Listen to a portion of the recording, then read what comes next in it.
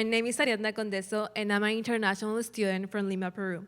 I'm a senior studying international relations, Latin American studies, and peace and justice studies. And I'm one of the AGL student organizers for this conference. I'm honored to be moderating the discussion on Dictator's Playbook, Strategies of Repression and Resistance.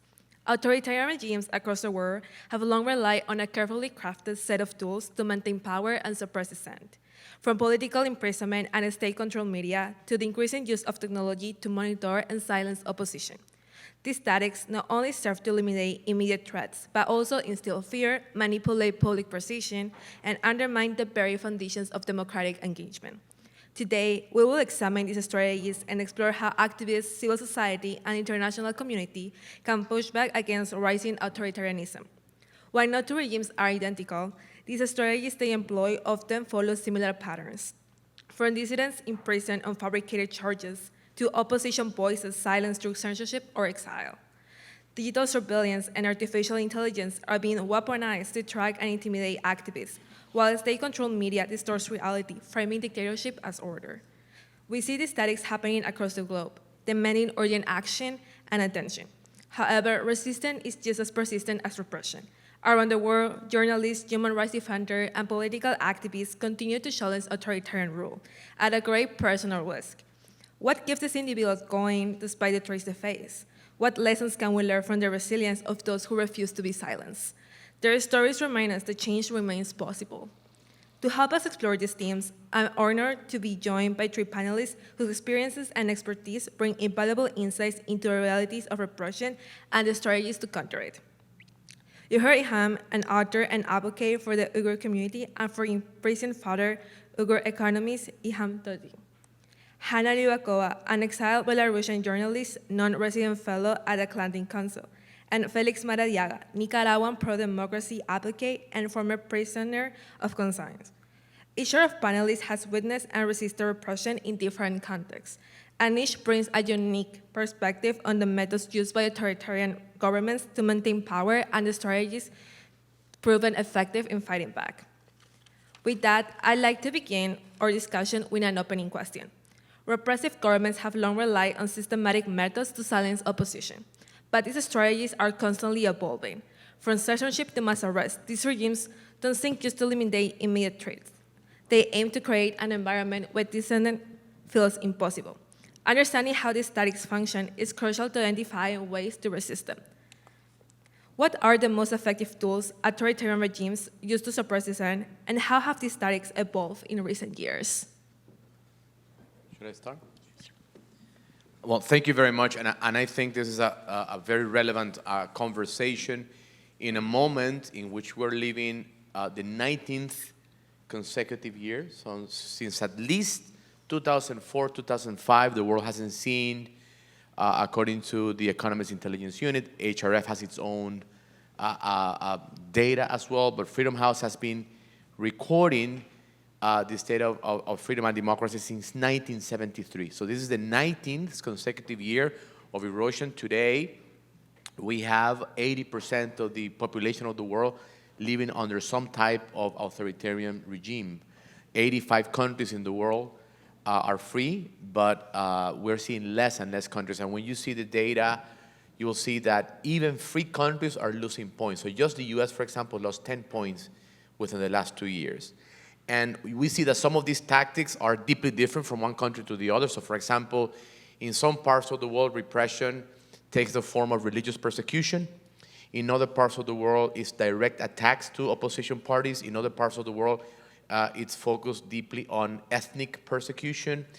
But to the bottom of all this, it's lack of tolerance, polarization, and direct attacks on the individual dignity of people. And that it's common with the Uyghurs in China, with the brave people of Belarus, with the people of Ukraine that is enduring the illegal invasion of Russia. So this tactic, from the perspective of the dictator's playbook, it's the most common tactic. And of course, I can speak more about this, but I would say that attacks of individual freedoms on the name of security, on the name of the state apparatus and national sovereignty is becoming the narrative to erode individual freedoms. I'd like to answer in a different angle for this question. After what happens after the authoritarian regimes target dissidents? That, I think that's a question a lot of times people don't dig into. They would see, dissidents, political activists became political prisoners, but there are other tools that the authoritarian regimes use to further their oppression of, activists. For example, targeting family members in order to silence activists, even use defamation campaign as well in order to justify their actions. Just by example, we have camp survivors, Uyghur camp survivors, testify on their experiences in the camps. For example, Mihrigul Tursun and Tursunay Ziyabudun, who were formerly detained by the Chinese government and locked up in those eradication camps where they faced torture, sexual abuse. Also, one of them had even one of her triplets killed while she was imprisoned. But when they came out, after they came to the democratic country to testify on their experiences, what the Chinese government did was to enacted a defamation campaign, basically reaching out to her distant relatives and framing that either that they have cheated on their husbands, or that they have done corruption, or that they have just make up some terms and the crimes that in order to justify their actions and to discredit their testimonies.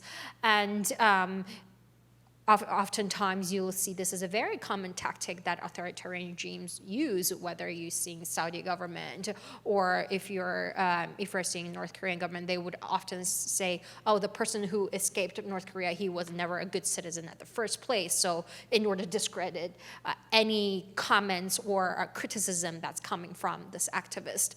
And with family members, for example, my family would get reached out to by local police to ask them to convince me to go back to China.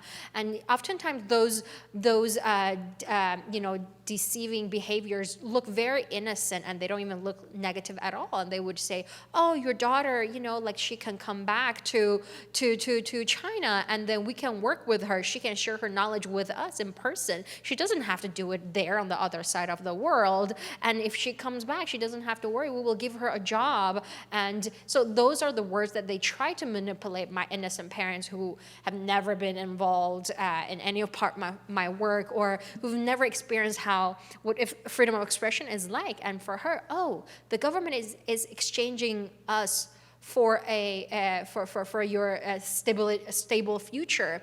Maybe perhaps you should take it, so they will no longer persecute you and me and the rest of the family. So those are very common tactics that authoritarian regimes use. And other tactics I like to mention, which a lot of people, I don't think there's enough discussion on it, which is targeting women. Female activists oftentimes are more vulnerable. For example, just as an example on the case of China, I'm not talking about just Uyghurs. I've personally known Hong Kong activists and June 4th Tiananmen massacre survivors who females got on social media. They have pornography pictures that's generated by AI, again used spreading all over the internet in order to discredit them. And even myself, I just got married last summer, but 1 month into my marriage, my husband's all social media and work pages have been full of hundreds of pictures of my naked pictures with comments saying that I sell my bodies for power, I sell my body for money, and that anything I say is a lie. So those are very common tactics that authoritarian regimes use to target women, and it's not talked about enough, and it's understandably some activists who would refrain from being in public anymore, so their images are no longer used and be generated into more pornography materials. And to be honest, I was impacted as well, and that I was afraid of sharing anything on social media for 2 days. Yeah, and that's a very long time for an activist. So yeah, those are some examples that the dictators and authoritarian leaders like to use to silence people, and oftentimes these are very effective tools because we care about what our family members say to us, and we care about what our family members want, their happiness, their stability, their mental health. We care when they try to stop us. We might not be afraid of when the Chinese government reach out to me and say, you should shut up. I'm like, who are you to tell me what to do? But when my mother cries to me, say, could you please stop? It is hurting me. And this is a time when it hurts us activists the most, because who are we to ruin their lives because of our fight to advocacy work? Like, this is the thoughts that come up to our minds a lot. I'll just probably add to this cake. So I think as a journalist, right, I have to mention that press freedom is the first victim in Belarus. Just a few months after Lukashenko came to power in 1994, we had already newspapers published with like white pages, so it happened just really, really quickly. And whenever I see that in some other country there is an attack on journalists on whatever grounds, I immediately understand that, oh, yeah, so that's where it's heading. And I think for people, for you guys, right, for anyone, it's like, oh yeah, whatever, right, so just yet another attack on journalists. It might seem like very distant, right? But I think that this is really, really urgent. And you know, I don't often see protests. I don't often see people protesting in defending press freedom, and I think this is quite sad. The second thing that I think all the regimes are doing is, of course, attacking institutions. When protests were happening in Georgia and Georgia, the country, there were, I had many hopes, of course, and Georgians have been really, really brave, and I really hoped that the institutions would be stronger and would be able to defend freedom, democracy, but of course when they are controlled, like courts there, right? Courts are controlled in Georgia, then of course it's basically the end. It's really hard to defend democracy. And I think the third point would be is polarization, because I think it affects our ability to stay united, to show unity, right? And then things are blurred, or where is truth, who is right, who is wrong, and it leads to, again, us being not united enough to defend our democracy. Can I add on to what Hannah said? As Hannah, thank you for mentioning about the polarization, how actually a lot of authoritarian regimes actively try to divide, because there's the term divide and conquer, right? Because it actually works. And you will see that those government regimes actively sensitize and politicize issues, topics, keywords in order to divide people. For example, with the Uyghur issue, a lot of Chinese, Chinese students or people in the diaspora, they are reluctant in being involved and supporting the Uyghurs because they think, oh, if I advocate for their fundamental human rights, then I am calling for independence for the state of East Turkestan. That's are two separate issues, completely issues. You can advocate for someone's freedom without being involved in politics. But the Chinese government very much like to politicize the issue. So if anyone dares to say, Uyghur people should not be locked up, oh, you must be a separatist and an extremist, then you are one of those people and you need to go to prison. So you will see more and more people, even though they are sympathizing with you and thinking that, oh, what's happening to the Uyghurs should not be tolerable, but you will not see them publishing, sharing, commenting, because they're afraid of being listed as one of those political groups. And with the Palestinian issue, like, people have different opinions on whether it's two-state solution, whether it's on, Palestinian land. People have different opinions on that. But a lot of people agree on Palestinians should not, people in Gaza, people in Palestine should not, the children should not be killed and should not be bombed. However, the regimes would constantly try to politicize terms, topics, and try to divide people. And so you will see on the streets people even though they're sympathizing, thinking that children should no longer be bombed. But they say, oh, I don't know enough. I don't know about the historic context. I don't know what side I'm on. You don't have to be on a side. You just have to be a human being. You just have to have a heart to be able to feel that we're all equal human beings, that we deserve to be free and not get bombed and not get killed, and we deserve to walk and breathe. So, and I think this is a very common tactic that authoritarian regimes like to use, dividing, make people pit people against each other so they cannot come together and destabilize not the society, their regime and their power. Thank you so much for sharing your insights in this important issue. When authoritarian regimes see dissidents as like national security and like post them under this umbrella. Thank you so much for like talking about the tactics they use against women. That is not a common conversation that people usually have, and I think it's very important for all the audience to hear that. And also polarization, I think it's something that I've seen like also very common, trying to put people against each other.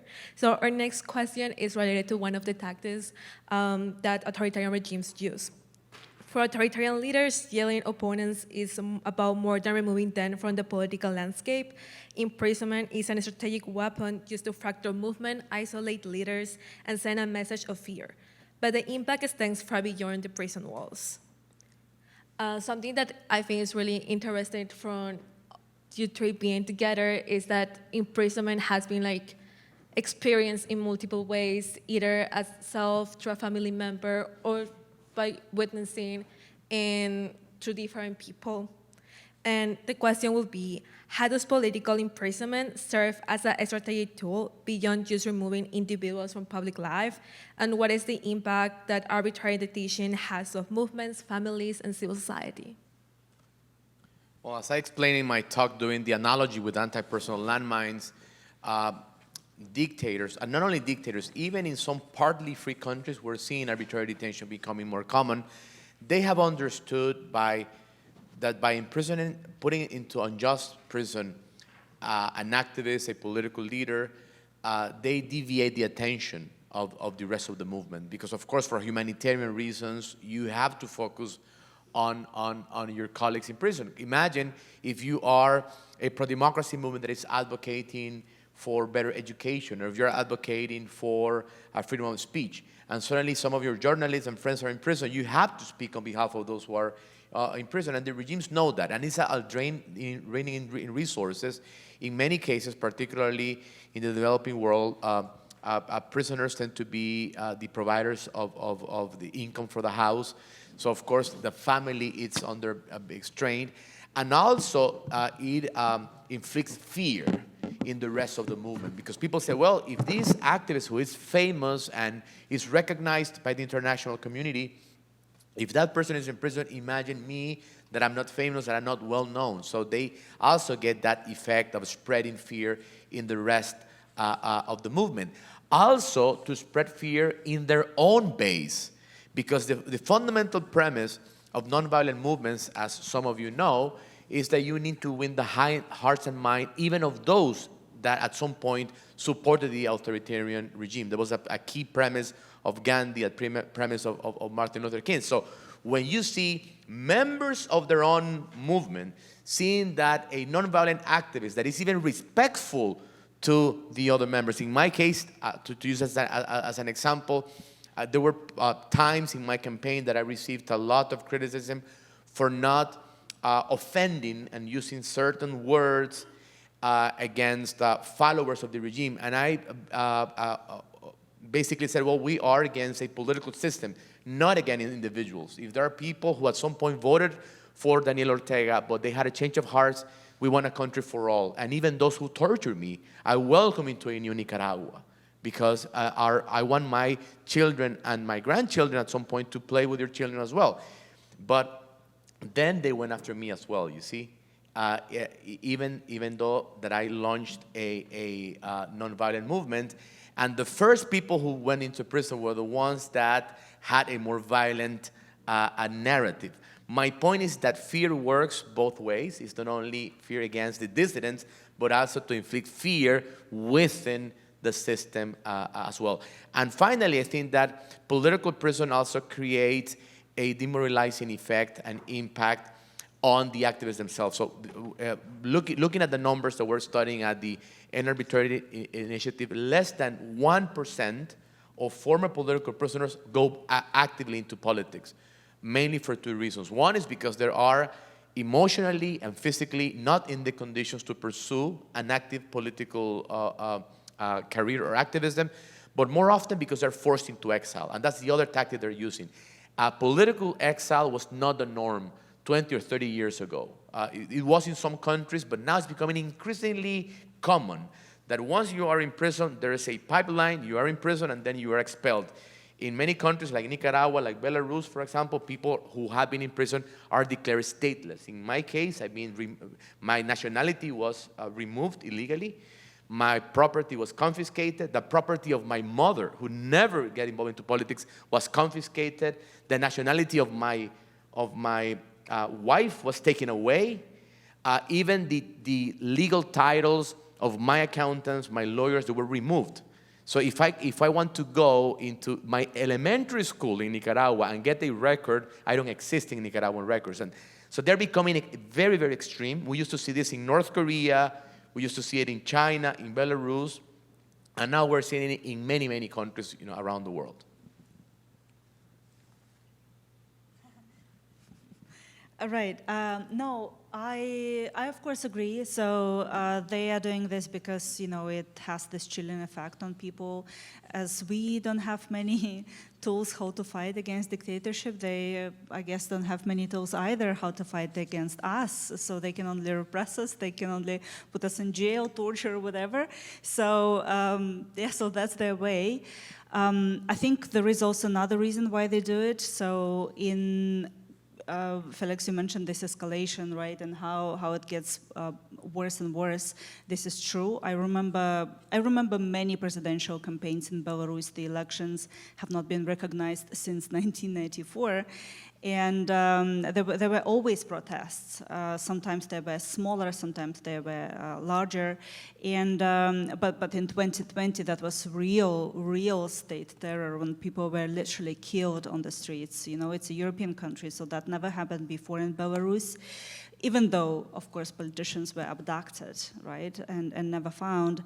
So it escalated. And I also think that it happened because the regime wanted to sort of connect all these enablers it has, policemen, prosecutors, judges, and so on, by repression, right? So you guys are involved, all of you are involved, right, in this. There is no way out. You have to stay with me, with Lukashenko, right? So I think that was also his thinking.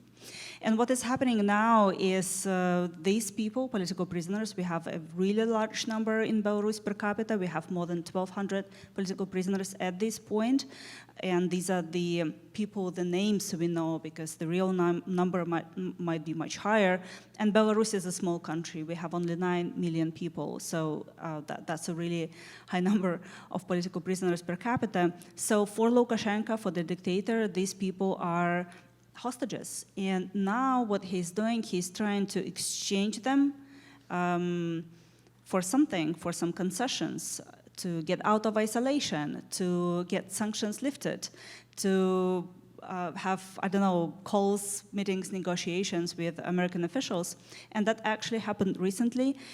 We did not have any high-level visits in the country, in Belarus, since 2020, and U.S.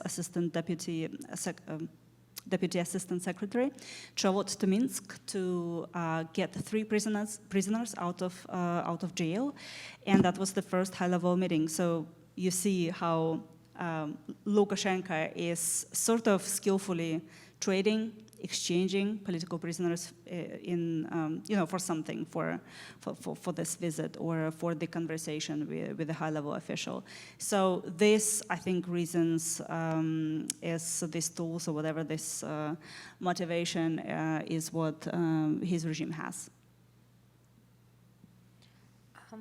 As Felix earlier mentioned, that when authoritarian regimes imprison political dissidents, besides sending, inciting fears in people, but also it sends a message to whoever possibly holds a similar opinion. So it not only incites fear, but also it triggers self-censorship. We've seen people, even in this country, what's happening now, like this month, last month, we know that people are slowly silencing themselves to prevent from scrutiny, prevent from being targeted by any authorities or anyone from higher power, whether it's financial loss or could subject to imprisonment, and it happens in everywhere in the world.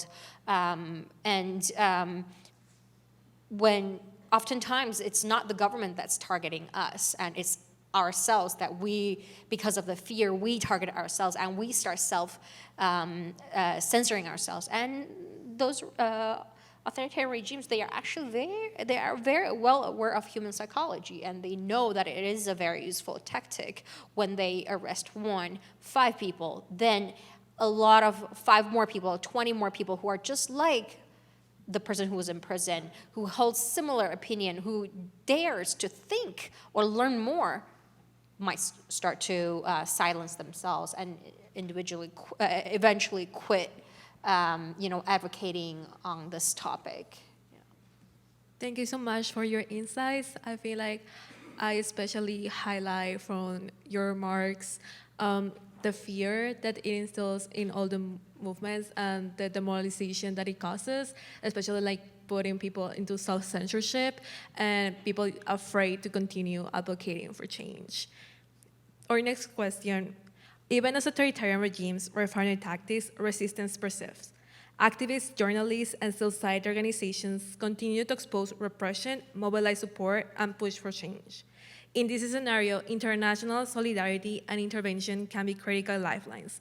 However, sometimes global responses can take time. What strategies have been effective in exposing and resisting repression methods, and what should the international community be doing that it's not doing already? I think there's a lack of consistency in the society, that people are outraged for 5 minutes. The next day they moved on to the next topic. And people they think they don't have the ability to focus on multiple topics. They think, if I'm looking at this topic, I do not have time for the other one. No, we are capable of multitask. Our human brains allow us to do that. And it is okay to care about multiple issues at the same time. And also, I think it is going to take a while. This is a long game, and I think people also don't realize that positive change do not happen in a day. And when they don't see a positive change, and people lose hope, and they tend to give up. But I've been doing this, I've been advocating for the release of my father for 12 years. I will continue doing it. I will continue doing it even after my father's release, because so many other people are still being imprisoned. And I have signed up for this war, this fight, and knowing that it might be even a lifelong battle. And I think a lot of people are not prepared for that. And unless this is deeply personal to them, that it's their own, family, relatives, oftentimes people give up very quickly. And I think consistency is actually key. We might not see a change now, but believe me, domino effect and butterfly effect is a thing. You might not see it here, but trust me, at one corner of this world, at some moment, somebody's life is being changed because of your action, your words. And I earlier this morning, I also mentioned that please don't underestimate your power. If you be consistent, even if you contribute this little, but every single day, if you can maintain that contribution for 10 years, for 20 years, you might be able to make trigger a huge change eventually. So if we look at the Dictator's Playbook, as Anna Applebaum mentioned in her extraordinary book that I recommend, Autocracy, Inc., they are ideologically agnostic. So for example, Putin, who has a far-right narrative, he doesn't care about collaborating with Communist China. And Communist China that argues, the Communist Party of China that argues that is atheist, they don't care about collaborating with theocratic Tehran and the Ayatollahs in Iran. The same thing in Latin America, Maduro, Ortega, and the Communist Party of Cuba. However, within the pro-democracy movement and the freedom movement, you see ultra-conservatives and conservatives not getting along with the social democrats, and you have a conference in which you get criticized if you speak on behalf of the people in Gaza, and then in another conference, you see people who are really annoyed and hurt by the lack of attention given to the people who are kidnapped, the Israelis who are kidnapped. I'm using this only as an example. However, as a human rights defender and as someone that believes in freedom, you don't have to be a human rights defender necessarily. I think that we have to be on the side of human dignity. And that's the reason why I started with the point of individual freedoms, because they have this narrative, the autocratic regimes. And their common enemy, it's the liberal democracy. That's their common enemy. And they want to erode that. And if they need, in a particular country, to go after certain movements, and in order to use that, they will use the language of traditional values. If they need to partner with ultra-conservative groups in order to win the hearts of most time, actually very, very good people that are simply concerned of certain facts. Let me give you a specific example. In some parts of the world, having a patriotic narrative is perceived as something uncomfortable. So nationalism is, in some parts, it's perceived as something negative. So we're seeing autocratic regimes identifying political parties around the world that have this patriotic, ultra-nationalistic narrative. So what we should do, and my question will be, what will be the democratic playbook? And I'm using this as an example, right? We should have opportunities for civic patriotism. It should be completely normal. You don't have to become a far-right person to love your country, for example. Or if you're a person of faith, you don't have to be part of a completely intolerant movement. That's why my foundation is part of the international religious movement, religious freedom. And we argue that religious freedom is the freedom to believe, but also the freedom not to believe. And the hardest part as an activist is to take the position of defending those that disagree with you. See, that's the hardest part, because if you only defend the views and the rights and the dignity of your own, then you lose credibility as a person who is on the side of human dignity. Adding to the cake again. Guys, I'm on the phone because I'm actually following what's happening right now in Washington. You probably also heard about this meeting between President Zelensky and President Trump. And that's why I'm probably very angry right now and I'm very sad as well and frustrated. The lack of consistency is a good, I think, description here. It doesn't only happen with people. It happens only with politicians, with government, as we have been observing in the past, weeks, months at this point. And that's a real tragedy, I think, and I hope that there will be a solution to this, and Ukraine really, has faced this full-scale invasion and has been really brave in defending its country, and I hope that Europe will stand up to this and help and be united.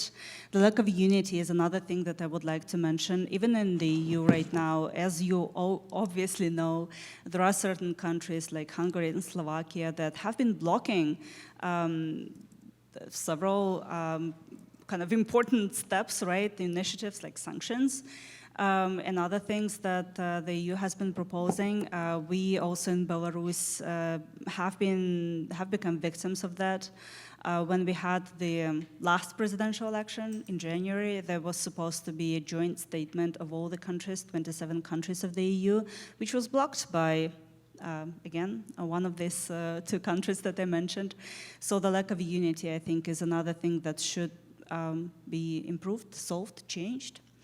I hope this will happen. When it comes to pressure, I do believe in sanctions. I think this is not a silver bullet, but this is one of the very few mechanisms that we have. We mentioned this playbook, right, that the dictators have. We don't have many tools either. Sanctions is one of them for the good or for the bad.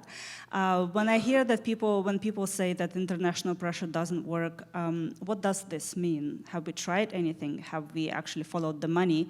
Have we closed the gaps? And have we stopped sanction evasion? No, I think we have not.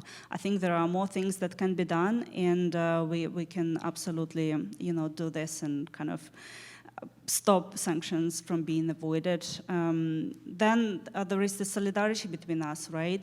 Solidarity has also many forms, and we've talked about them already. Again, this is just for any of you. Nobody has to be a hero. Nobody has to be a politician, right? So it doesn't mean activism, full-blown activism. It can be just sending a postcard or refusing to look away. I think this is as much as it takes. And again, speaking of my last point, speaking of institutions, Belarus, right, is not a member of many institutions. We are only a member state of the UN and the OSCE, and these are kind of the only, ways how Belarus can be influenced. And again, not every mechanism has been used here either. And I hope that UN Security Council, the UN and the General Assembly and other institutions would also be, more helpful, more active in defending freedom, democracy, and human rights. Is it okay? Just adding something really quick. I think one method have proven working, at least for the Uyghur cause, is to building a coalition. And just the same as what Hannah and Felix mentioned is like the unity issue, right?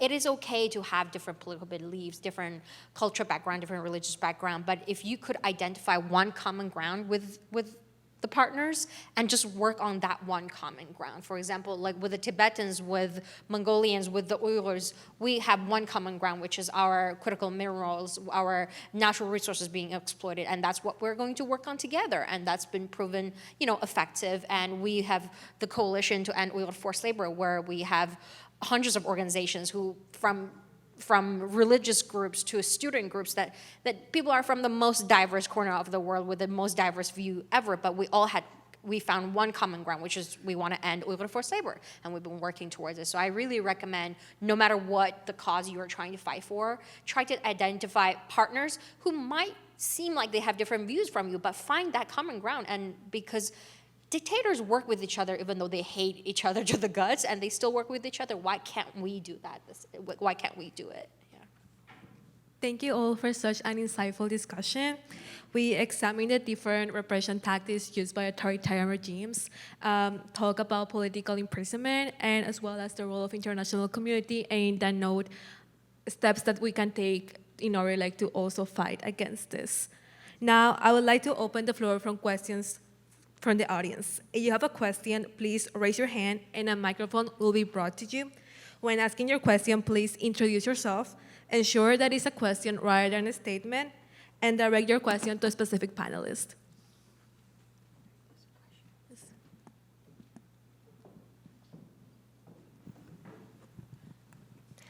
Hi, thank you all so much. My name is Margaret Hellerstein. I am an immigration attorney and a master's student at Fletcher. This question applies equally to all of you, so whoever wants to take it. There is a debate on the left about just how bad things are here in the US. And some people say we're in a fascist dictatorship. Some people say we're going there. Some people say that it's really unhelpful to say that. And I'm just curious, having lived under actual authoritarian rule, what are your thoughts on how bad are things here now? How bad could they get? And whether or not it's helpful to exaggerate in order to scare people into doing whatever needs to be done, or whether that's kind of possibly offensive to people like yourselves, or the idea that if we use up all our superlatives, what do we do when things get really, really bad? Thank you. I think that exaggeration is never a good tactic if you are on the side of human rights and freedom, because precisely as my colleagues here in the panel insisted in unity and avoiding polarization, I will add another element, which is the importance of common ground. The most important tactic of authoritarian regimes is, of course, going after individual freedoms. And I use the word individual freedoms because they try to use narratives such as national sovereignty or the interests of the state or protecting a religion or protecting a set of values. But the minimum common denominator of human rights is the respect of human dignity, even of the people that looks very different to you, people that have different religion. And I think that not only in the US, around the world, the extremes, both the right and the left, have done a very lousy job at speaking and advocating for the rights of the other. I'm a person of faith, for example, and although I openly define myself as a classical, liberal, I can navigate, the system. I keep my faith relatively private, but I'm married to a devoted Christian, and she tells me, like, in these events, I'm really uncomfortable with people openly speak against my faith, and they're argued to be human rights defenders. And then you go to the other event when you see people who are for freedom, and they're attacking people who do not follow a particular faith. So I'm using that as an example of the importance of common ground. So the first victim as a movement are those at the center. So I often joke that in Nicaragua, I got attacked for years of being a CIA agent, a foreign agent, this Nicaraguan who spent years in the US and is educated at Harvard. So he's clearly a pro-US person. And then I got attacked by also Nicaraguan members who say, well, this guy is a progressive because he speaks on issues of the rights of women and the issues of the indigenous minorities in Nicaragua that are being affected by Chinese companies. And I just simply respond, it's good news. When you get attacked by both extremes, I feel very proud of that. So my recommendation to this country, that I love the US, but I'm a Nicaraguan, so I'm trying to be respectful of a country that I think, that up until today continues to be a democracy, has robust institutions, but these institutions will only survive with people who are building common ground. If people that wants to defend the Constitution and freedom, but get extremely polarized, they will only play exactly what authoritarians want in every part of the world. They know that if they move you to their ground, which is the ground of hate, which is the territory of radicalization, they know that they won. So I insist, keep yourself extremely human, compassionate to the others. It's very hard when you get offended. And believe me, as a victim of torture, as the child of a victim of torture, my father was a political prisoner during the military regime of Somoza, which was a far-right, a military dictatorship. And my mother was confiscated, and I was forced into exile with the Marxist revolution. So I tell you that defending common ground is a fundamental tactic.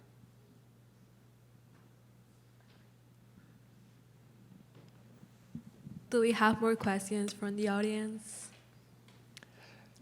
Hello, my name is Seth. Thank you very much. I'm also one of the panelists, guest speakers, I would say, tomorrow. But I really am impressed with the issue of seeing imprisonment as an aspect of deterrence. I call it deterrence because for those authoritarian leaders, they make sure that they instigate and instill fear to whoever is going to try the same thing and imprison those people or kill them, activists or political prisoners, as you call them. So I would like to ask both of you, or three of you, that from your experience, of course, our lives matter, activists, meaning that if you are going to engage yourself into an activism, you don't want to be killed. You don't want to be imprisoned. Your parents, your children, your wives, your husbands, they will remain behind crying because you're imprisoned. So is there any experience or any means that you can think of that you can also employ to reduce the risks of imprisoning or killing activists, but yet meet the goals or the expected impact that you want to create in your own place. Thank you.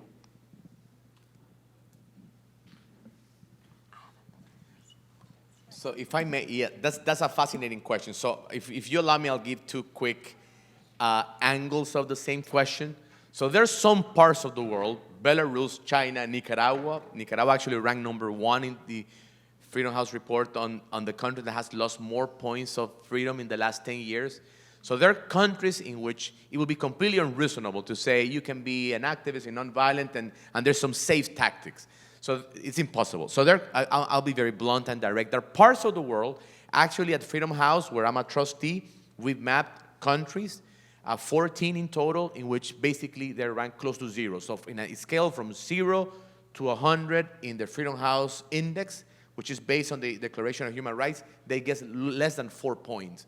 So countries like Afghanistan, like North Korea, those are Azerbaijan, those are countries in which it's practically impossible to have any open activism, even if you applied many of the methods. And that's my criticism to some of my colleagues. So I'm a professor of practice on global democracy at UVA, and I interact with a lot of academics. And sometimes when I hear recommendations, they clearly have not interviewed activists in Cuba or in Venezuela.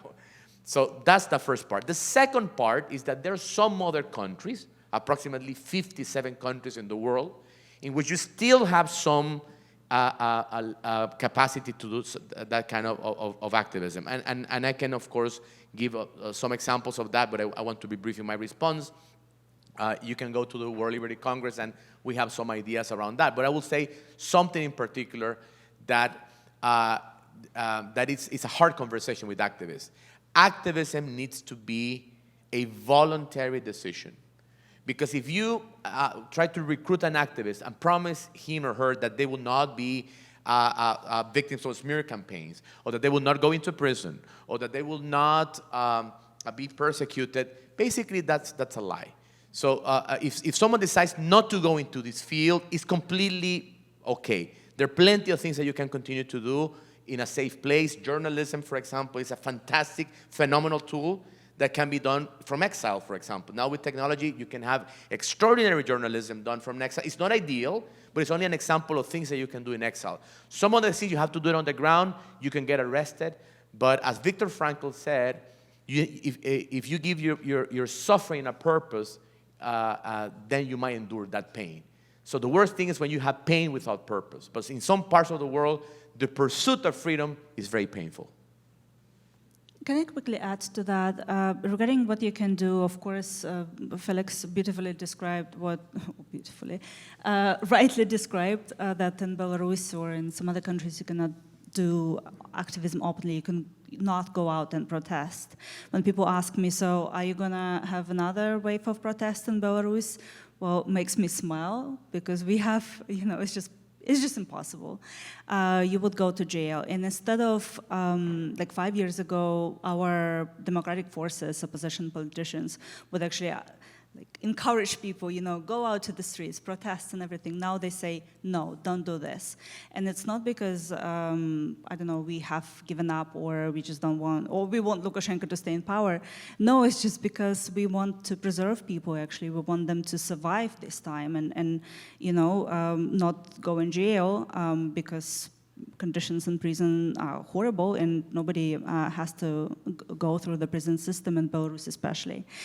When it comes to what people can do, yes, journalism is one of the tools. Of course, again, journalism as a profession is criminalized in Belarus, but we rely a lot on what people send us. There was this great initiative, especially in the first months of the full-scale invasion in Belarus, when it's called the Belarusian Rayun, when people were sending us in exile information about the movement of Russian troops, and we basically knew about everything, what was happening there. We were able to follow missiles, from where they were launched, how they were launched, who launched them, and so on, how Russian equipment was moving, Russian troops were moving, and so on and so on. 30,000 people have sent us this information. I think it's incredible, given state terror that has been happening in Belarus for years. I think that's really, really impressive. Then again, this information that I receive as a journalist, it's really, really crucial. This is one of the reasons why the regime labeled me a terrorist, is because they want to destroy this connection between us in exile and people inside the country. So people would be scared to talk to us, would be scared to send us information. My sources got scared, many of them. The information got limited, but there are, of course, people who still do this, and I think I'm really eternally grateful for that. And there is another last point of what people are doing right now in Belarus, and that might be also relevant to some of these countries here. People are learning their language. We have 2 official languages in Belarus, and Belarusian is being suppressed. And despite that, people see what's happening in their country, and they are learning Belarusian. They're learning their history. They're learning more about their national identity. I don't know about their national costumes. It seems like not much, right? Because it doesn't topple a dictator, but in a way it does. When the Soviet Union was collapsing, actually there were national movements in all of these republics, and that contributed to like this kind of development or rediscovery of people's national identity contributed to this movement. So I think that's also a very good step, and I'm really, really proud of my people. I think we have one more question over here. Thank you. Hi, everyone. I'm Raysana from Palestine. I'll make it real quick. I'm sorry. As I heard your speeches today and this amazing discussion, you all seem to know what the problem is. And I really want to ask, as advocates here in this symposium and as victims, what do you think the most important next step in order to stop everything happening in the world due to this problem that you all know about? Yeah, that's what do you think the next step must be? Someone said that all politics is local, so I would say that all pro-democracy activism is also local. So there are things that we can do for the global movement. The World Liberty Congress is presenting some of our research in one of the largest meetings of dissidents ever made. We're going to have it in Berlin in November to tackle the question of what we can do globally. But I also insist with my colleagues. We're interviewing, and I invite students, by the way, to be part of that. We have students from about 9 other universities involved in the pro-democracy playbook. It's something that we're doing with students, with academics, with some of the leaders on their field, but also with activists and family members of political prisoners and people who are in the ground. However, for those of you who are here in this precise university, start caring about your community, about the issues that you care. For some of you, it might be the environment. For some of you, it might be the rights of the diasporas. For some others, might be some faith-based organizations. But I think that the lack of civic life, we're becoming a society of people that is very self-centered. We're lacking empathy and solidarity. Sorry for the self-reference, but you heard my presentation. I mean, I became an activist precisely because I volunteered when I was in college, and that was a great school for me to understand the pain of others. So I think that there are things that we can do globally, but I'm sure that if you look into this community, into this university that has fantastic resources to volunteering, that's the immediate first step. You have heard some of the speakers that had offered to join our movements, our initiatives. Please do that. So this is a commercial for endarbitrarydetention.org, but also for Ideas Beyond Borders and also for the Uyghur cause. Please join our cause. We need volunteers. We need your voices. We need your tweets. We need your abilities to help us translate things. We need plenty of translators for political prisoners who are sending their cases into the UN Working Group on Arbitrary Detention. I have volunteers that help me translate in 6 languages. ChatGPT sometimes helps a lot, but I need your help. So if you speak another language, if you know how to tweet, if you have some ideas that can help us, we need your help. So welcome on board.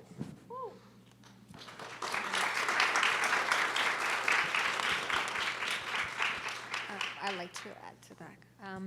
I think one other suggestion I something we mentioned earlier, unity, but not only unite with people already agree with you, identify partners, but who might seem like they didn't agree with you. I think we always assume the other side as the evil other side because we don't understand each other. And I think the first step of identifying partners to understand each other, for them to understand you, for you to understand their point of view as well, and then find the common ground. And one of my best friends is actually Han Chinese, and she's a fashion designer. She was in one of the videos that did the fashion show. Louise Xin is her name, and a lot of people found it fascinating that how my best friend is a Han Chinese activist who is now dedicating her entire career, her life into advocating for the Uyghur community, and but she will face people who's like, why are you not advocating for your Chinese community who is also victims of Chinese communist regime? And so I think it was beautiful when we started understanding each other. Instead of spitting hate at each other, we tried to understand each other's point of view. How did you come into the conclusion that the Uyghurs are this? And I understand, and I can debunk it for her. And she would ask me the same question, and we would basically foster a dialogue. And I think that's how you build a bridge, right? That's also what my father has been trying to do. And earlier, thank you for mentioning about the translators. Yes, we need translators. And I really encourage students, learn a new language, travel to more places. It's really useful skills. I'm an associate producer for our documentary film. We released it in end of 2023. It's called All Static and Noise. We screened it at Tufts last year. And now we're trying to translate it to more countries. In fact, if you're available on Monday night, we're screening at Roger Williams University. It's an hour away at the law school. It's between 5 o'clock to 7 o'clock. There will be free food. I know how much students love free food. I was once a student. So please come if you're available on Monday night. It's at Roger Williams University Law School. If you can't find it, just message me on social media. I will write you the address. And we're trying to get films like this into every university's library and programs. And not just my film. You could reach out to different activists, the issues that you care about. Do your research, find the books, find the films, and include it into your school curriculums. Ask your professors to talk about it. Ask your schools to invite professors, for example, Uyghur professors, Palestinian professors, and Belarusian professors to start teaching about this subject so more people can learn about it. Because only if people learn, then they can become your partners and they can understand. So this is what you can start doing as a student, and it is, I've had a 15-year-old high school reaching out to me and letting me know that she had successfully had her high school for the next, basically in the future, including Uyghur topic into their school curriculum. So next time when I go meet someone from her high school, I don't have to say, have you heard about the Uyghurs? Uyghurs are a Turkic Muslim group. I don't have to do that anymore. Uyghurs are just going to be seen as Americans, Canadians, French people, that we appear on textbooks, that when people hear it, they can point it on the map. And this is the first thing of activism, right? You have to first understand where it is, who it is, what's happening to them. Then you can start putting on action, because without understanding, there's no movement. And I'll probably quickly add, I think that, guys, the fact that you are here already shows that you know what to do. And I think, there can be a list of actions and things, activities, right? All of them. Things are available, right? Things are really kind of easy, well, in a way easy to do.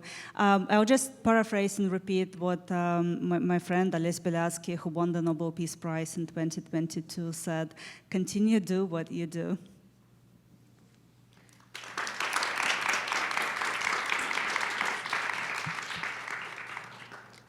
Thank you all for your amazing and important questions. I also want to thank all of our panelists for sharing their experience and expertise, and especially ending this discussion with such an important comment that how we as students can get engaged in this fight for democracy, because sometimes we can think like we're only students, but the thing is like a lot of the movements start with the students, and we have the power to lead these changes too. I encourage you, everybody to the audience, to continue these discussions and to join us for the breakout sessions happening later with our panelists, and to join us tomorrow for the final day of Democracy on the Brink. Thank you so much.